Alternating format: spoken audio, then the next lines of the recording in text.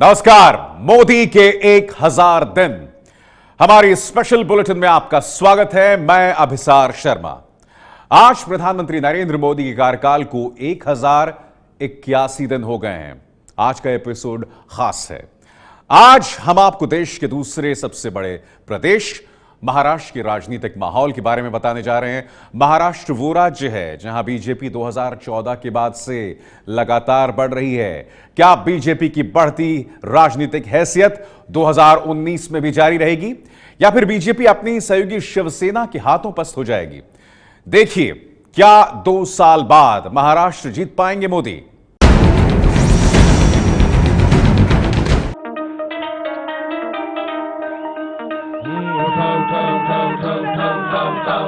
उठा उठा उठा आभाळ फाटले, आभाळ फाटले, उठा उठा उठा आभाळ फाटले, पडव्याच्या आगीन रणसर पेटले, आभाळ फाटले, पडव्याच्या आगीन रणसर पेटले, झालाया राख बघा देश सारा, तोंड दाबून बुक्यांचा वर मारा, झालाया राख बघा देश सारा, तोंड दाबून बुक्यांचा वर मारा, समुद्राच्या पोटातलं पाणी आटलंय।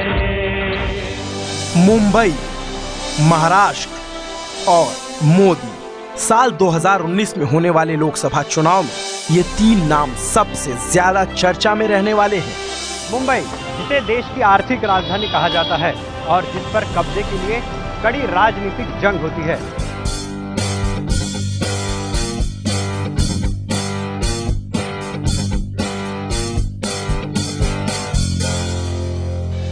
महाराष्ट्र वो राज्य जहां मुंबई है, वो राज्य जो देश की सियासी तस्वीर तय करने में बड़ी भूमिका निभाता है, वो राज्य जहां उत्तर प्रदेश के बाद सबसे ज्यादा लोकसभा की 48 सीटें हैं।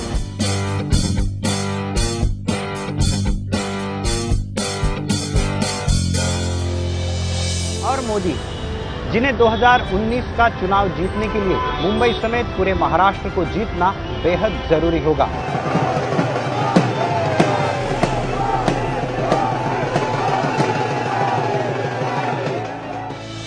तो सवाल है कि 2019 के चुनाव में क्या मोदी महाराष्ट्र जीत पाएंगे? क्या महाराष्ट्र की जनता के मन में मोदी एक बार फिर जगह बना पाएंगे? महाराष्ट्र में कौन सी विरोधी पार्टी मोदी के लिए मुसीबत खड़ी कर सकती है या मोदी के अपने ही महाराष्ट्र विजय में रोड़ा अटकाएंगे? इन सभी सवालों के जवाब राजनीतिक विश्लेषकों के सटीक विश्लेषण के जरिए तलाशेंगे। लेकिन उससे पहले साल 2014 के आंकड़ों को सरसरी निगाहों से देख लीजिए। महाराष्ट्र में लोकसभा की 48 सीटें हैं। 2014 में 48 में से 42 सीटें एनडीए के खाते में गई थीं, जबकि कांग्रेस को 2 और एनसीपी को 4 सीटें मिली थीं। लेकिन तब हालात दूसरे थे। मोदी के साथ उद्धव ठाकरे की पार्टी शिवसेना ने मिलकर चुनाव लड़ा था और अब दोनों सरकार में भले ही साथ हैं, लेकिन राहें अलग अलग हो चुकी हैं। सहयोगी शिवसेना विपक्ष की भाषा बोलती है और लगातार मोदी के लिए मुसीबत खड़ी करती है। विपक्ष तो देखा है आपकी, विपक्ष को तो उन्होंने सिंचन घोटाला हो या हो सभी तो अब तक माफ कर दिया है। एक आदमी को जेल में डलवा के बाकी लोग तो बाहर घूम रहे हैं। विपक्ष को ही अंदर से ही साथ देकर विपक्ष को ही दबा के रखा है। और मुझे लगता है कि शिवसेना जहां पर भी अन्याय हो रही है वहां पर विपक्ष की भी भूमिका निभा रही है और सरकार भी निभा रही है। शिवसेना प्रमुख उद्धव ठाकरे भी मोदी को घेरने का कोई मौका नहीं छोड़ते। ऐसे में शिवसेना को मिलाकर रखना मोदी के लिए एक बड़ी चुनौती हो सकती है। अगर शिवसेना मोदी के खिलाफ लड़ती है तो नतीजे क्या होंगे? आइए मुंबई के वरिष्ठ पत्रकार प्रताप आसबे से जानते हैं। 2019 में ज्यादातर सीटें बीजेपी की ही आएगी और उसके बाद में इसके भी शिवसेना की भी आएगी उसमें। मगर शिवसेना बीजेपी अलग अलग लड़ने से थोड़ा सा फायदा इनको हो सकता है। मगर शिवसेना बीजेपी शिवसेना और ये सारा गठबंधन जो है ये सारे एक हो गए तो बीजेपी की मुश्किलें बढ़ सकती है। वरिष्ठ पत्रकार प्रताप आसबे मानते हैं कि अगर शिवसेना अलग चुनाव लड़ती है और कांग्रेस, एनसीपी और राज ठाकरे की पार्टी नवनिर्माण सेना महागठबंधन करके चुनाव लड़ते हैं तो मोदी को नुकसान होगा, लेकिन फिर भी बीजेपी सबसे बड़ी पार्टी होगी। यहाँ आपको यह जानना बेहद जरूरी है कि बीजेपी शिवसेना में दरार आने के बाद बीजेपी ने लोकसभा चुनाव के तुरंत बाद हुए विधानसभा चुनाव और इसी साल हुए नगर पालिका चुनाव अकेले लड़ी और ये मोदी का ही करिश्मा था कि राज्य में बीजेपी सबसे बड़ी पार्टी बनकर उभरी, यानी महाराष्ट्र में मोदी मैजिक बरकरार है। झुग्गी झोपड़ी में रहने वाला व्यक्ति भी इस निष्कर्ष तक आया कि अब मोदी इस देश का परिवर्तन कर सकता है। इसका लाभ महाराष्ट्र में बीजेपी को हुआ। विधानसभा में हमारे 122 सीटें जीतकर आई और सबसे महत्व की बात, कई बार ऐसा कहा जाता है कि यह एक वेव है, ये तो बाद में निकल जाएंगी, लेकिन ऐसा नहीं हुआ। चाहे वो नगर पालिका नगर पंचायत के हो, चाहे वो जिला परिषद पंचायत समिति के हो, चाहे वो महानगर पालिका के हो, सारे के सारे चुनाव बीजेपी जीती, तो बीजेपी क्रमांक 1 में आई। इसमें माननीय मोदी जी की विजन और माननीय मोदी जी का कर्तृत्व, इसका काफी योगदान है। महाराष्ट्र के हर चुनाव में बीजेपी की बम्पर जीत से विपक्ष यानी कांग्रेस और एनसीपी जैसी पार्टियां लगातार कमजोर होती जा रही हैं। शरद पवार की बेटी सुप्रिया सूले भी मानती हैं कि चुनाव में मोदी मैजिक चल रहा है, लेकिन साथ ही मोदी सरकार को वो फेल बताती हैं। जब से उनकी सरकार आई है, जरूर उनका परफॉर्मेंस, इलेक्टोरल परफॉर्मेंस बहुत अच्छा रहा है, लेकिन सरकार चलाने की बात जो अगर हम कहें तो आप देख सकते हैं उनका इलेक्शन जरूर जीतते हैं, लेकिन उनका गवर्नेंस का जो परफॉर्मेंस है वो बिलो एवरेज है। और मैं डेटाबेस आपको बता रही हूँ, और पूरी जुमलों की सरकार है। आप अभी उनकी एडवर्टाइजिंग कैंपेन आप देखें तो शायद इस दुनिया में सबसे अच्छी है, लेकिन हमेशा सब पैकेजिंग और मार्केटिंग का गेम थोड़े दिन चलता है।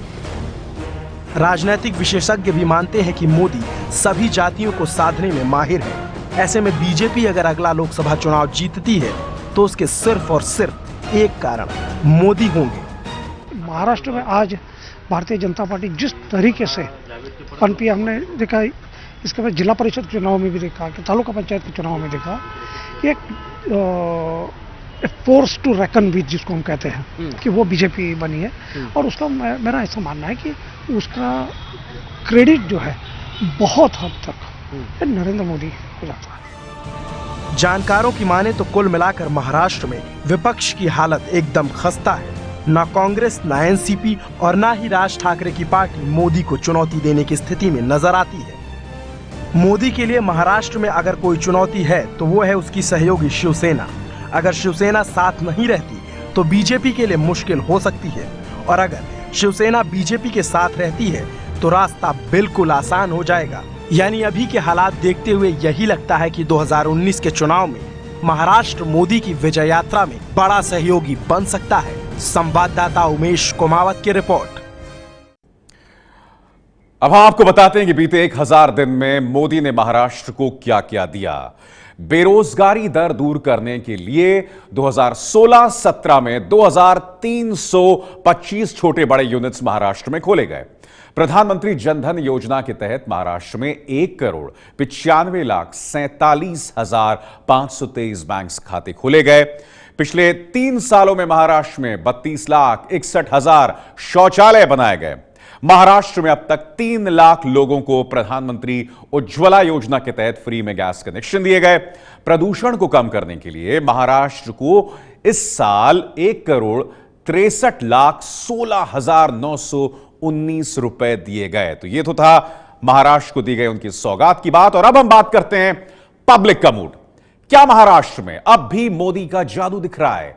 क्या 2 साल बाद मोदी 2014 का मैजिक दोहरा पाएंगे?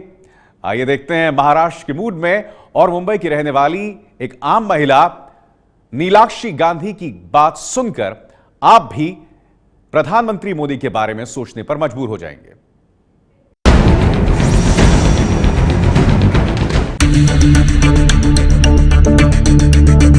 मुंबई यानी सपनों का शहर, मुंबई यानी दौड़ती भागती जिंदगी वाला शहर, मुंबई यानी समंदर की लहरों पर रोज नई कहानी लिखने वाले लोग। महाराष्ट्र की राजधानी है मुंबई।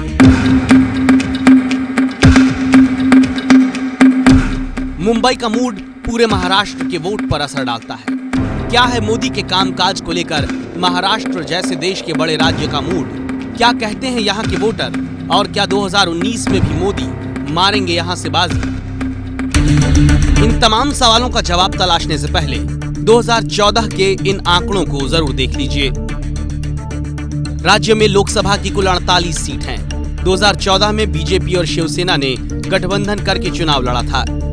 बीजेपी गठबंधन को 42 सीटों पर जीत मिली थी। कांग्रेस 2 और एनसीपी 4 सीटों पर सिमट गई थी। ताजा राजनीतिक माहौल में शिवसेना के नखरों के बीच बीजेपी के सामने इस परिणाम को दोहराने की चुनौती है। तो क्या है महाराष्ट्र का मूड? इसी की पड़ताल के लिए हम निकले और मुंबई में हमारी मुलाकात हुई कारोबारी केसाराम कुपाजी चौधरी से। केसाराम कहते हैं मोदी अच्छा काम कर रहे हैं, वोट उन्हीं को देंगे। 2019 में इलेक्शन होंगे तो उसमें आप क्या किसे वोट देंगे? मोदी जी को देगा। वजह क्या है? अच्छा काम कर रहे हैं, सब अच्छा बदलाव भी हुआ, अच्छा काम भी हुआ रहा है, इसलिए मोदी जी को वोटिंग करेंगे। हालांकि बिजली का सामान बेचने वाले प्रेम चौधरी ने अभी तय नहीं किया कि 2019 में किसे वोट देंगे, लेकिन मोदी का काम इन्हें पसंद जरूर है। अभी देखो, अभी बीजेपी के मार्केट नोटबंदी के बाद थोड़ा मंदी हुआ है, तो अभी देखो मंदी ने कुछ आगे धंधे में कुछ फायदा हुआ ही नहीं अभी तक कुछ। धीरे दिन से नोटबंदी के बाद मंदी आया हुआ है, उसके बाद कोई धंधे में कुछ ज़्यादा बढ़ोतरी हुआ ही नहीं है। वही अभी 2019 तक देखते हैं अभी के क्या मतलब होता है आगे, अभी वही देखेंगे बीजेपी क्या करते हैं, वही देखते हैं अभी 2 साल और। अब इनसे मिलिए। बोरीवली की रहने वाली नीलाक्षी गांधी गृहिणी है। वोट तो मोदी को ही देंगी, लेकिन क्यों, खुद इनसे सुनिए। डेफिनेटली जब तक नरेंद्र भाई और जब तक मैं हूँ तभी तक उनको ही मैं दूंगी वोट। मैं ऐसा पर्सनली बिलीव करती हूँ कि जहाँ हमारी सोच, एक आम आदमी की सोच खत्म होती है ना, वहीं से उनकी सोच शुरू होती है। तो उन्होंने जो भी कदम उठाए होंगे, जो भी उन्होंने स्टेप लिए होंगे, वो डेफिनेटली लोगों की भलाई के लिए ही होंगे। सैयद अबुसाद अहमद कराटे के खिलाड़ी हैं। 2014 में मोदी को वोट नहीं दिया था। अब मोदी का काम अच्छा तो लग रहा है, लेकिन वोट के बारे में अभी तय नहीं किया।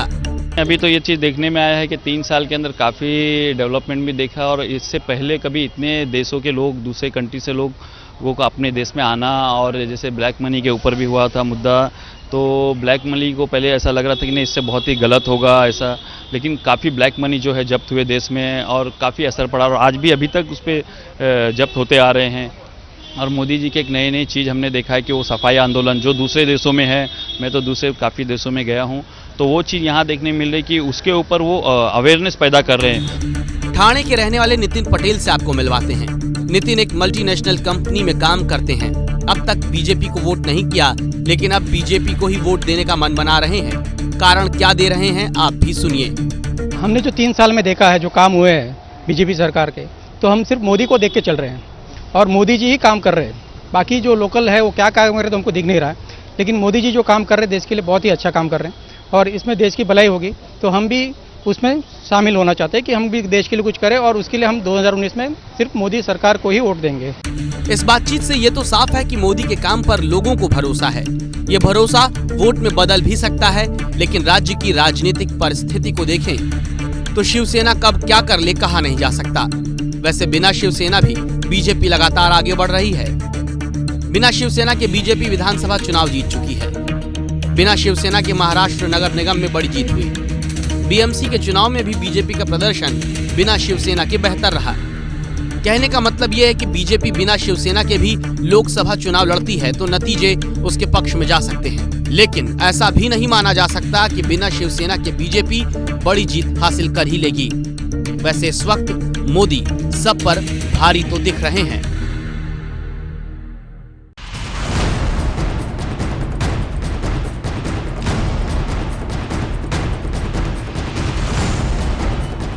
ये है एबीपी न्यूज, आपको रखे आगे।